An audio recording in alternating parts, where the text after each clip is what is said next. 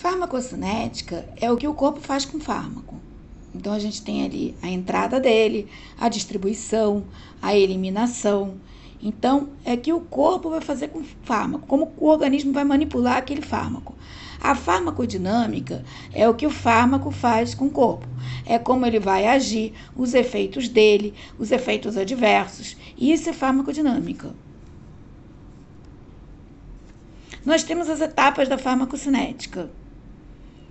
É a absorção, distribuição, biotransformação, a gente vai falar mais tarde sobre o mecanismo de primeira passagem, e excreção. Vamos falar de cada uma delas, começando pelas vias de administração, que faz parte da absorção.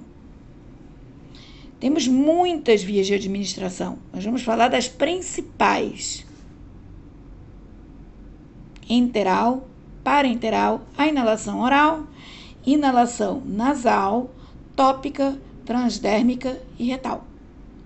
A via enteral, a gente vai ter a oral e a sublingual.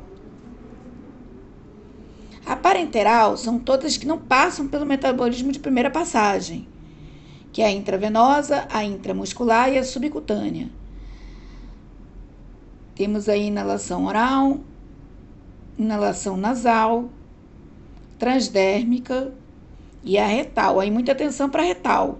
É a via final da retal, as vias finais, dois terços finais, que não passa pelo metabolismo de primeira passagem. O resto passa. Ele vai ser absorvido pelo TGI. Absorção de fármacos, né? O que é absorção? A absorção é desde a via de administração daquele fármaco até quando ele cai na corrente sanguínea. Então, olha, de acordo com a via de administração do fármaco, a biodisponibilidade para o organismo vai ser não alterada, vai ser diminuída. 100% intravenosa, vai direto para a corrente sanguínea. Intramuscular, 75%. Subcutânea, 75%. Oral, 5%. Retal, 30%. Inalatória, 5%. A velocidade e eficiência de absorção depende do ambiente onde o fármaco é absorvido, das suas características químicas e da via de administração. 5 fatores que influenciam a absorção. O pH, a gente vai estudar isso mais tarde. Efeito do pH no meio. Temos, logicamente, né, o fluxo sanguíneo da região onde aquele fármaco está sendo aplicado, porque ele tem que cair na corrente sanguínea, área ou superfície de contato, né, disponível para aquele fármaco.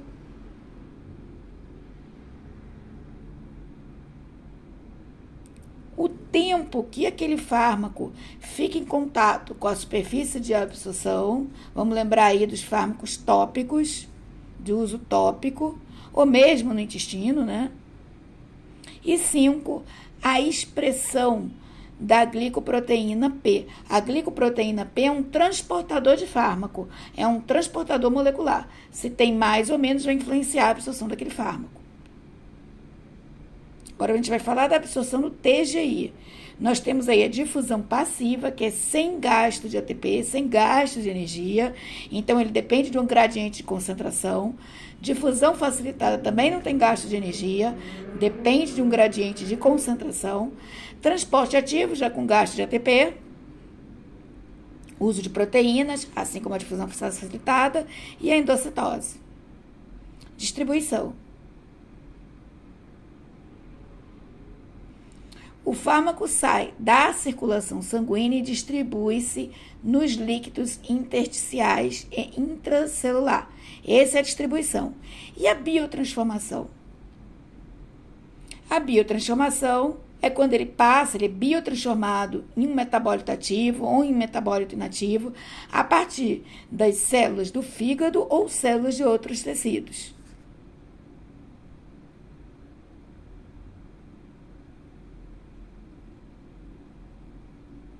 A biodisponibilidade representa a taxa e a extensão com que um fármaco administrado alcança a circulação sistêmica.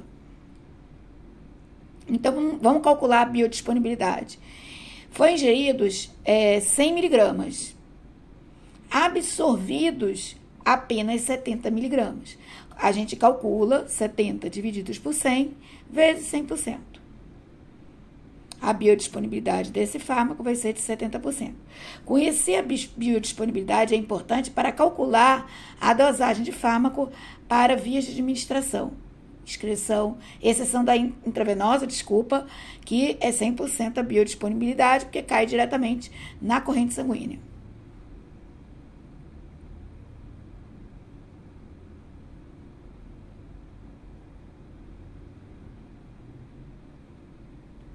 O metabolismo de primeira passagem, é lógico que ele vai influenciar a biodisponibilidade, porque você pode perder parte desse fármaco sendo biotransformado em algo que seja inativo, que não vai ter o efeito. É só no TGI que tem essa passagem. O metabolismo de primeira passagem. E esse fármaco, quando vai para essas células ou células de tecido, ele pode virar um metabólito ativo, então ele ainda vai ter alguma função, algum efeito. Muitos dos efeitos adversos é porque aquele fármaco foi biotransformado, outra é porque aquele fármaco tinha que ser biotransformado para ter ação. Então, ele pode virar um metabólito inativo, um metabólito ativo, ou pode não sofrer o metabolismo de primeira passagem. Passar inalterado e depois, na segunda vez que passar, aí sim ele ser alterado. Pode acontecer essas 3 etapas. Então, ele pode também diminuir, né? Se o fármaco é rapidamente biotransformado no fígado ou na parede intestinal durante essa passagem inicial, a quantidade de fármaco que tem acesso à circulação sistêmica diminui.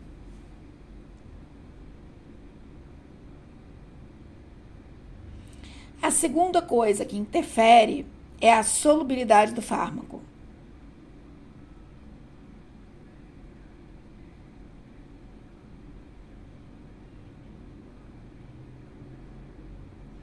Fármacos muito hidrofílicos são pouco absorvidos. Bom, a membrana é lipídica, então depende que o fármaco seja hidrofílico, seja favorável a passar por uma membrana que é lipídica.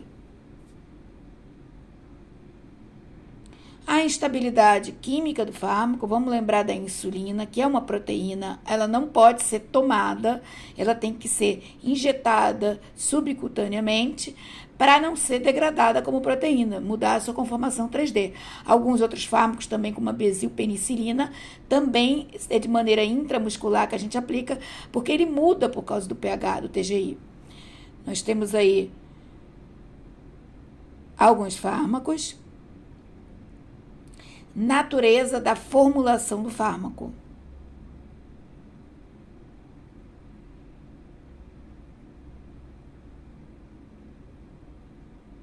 A biodisponibilidade pode ser afetada por outros fatores que não seja o da estrutura química daquele fármaco, como o tamanho da molécula, o tipo de sal, o polimorfismo cristalino, o revestimento entérico e a presença de recipientes.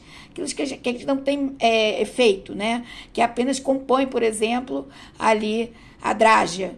Bioequivalência. Bom, bioequivalência é quando 2 fármacos têm a mesma formulação, o mesmo mecanismo de ação, a mesma dosagem e a mesma via de administração. Por exemplo, o genérico e o Rivotril. O genérico do Rivotril, que é o clonazepam. Todos 2 miligramas.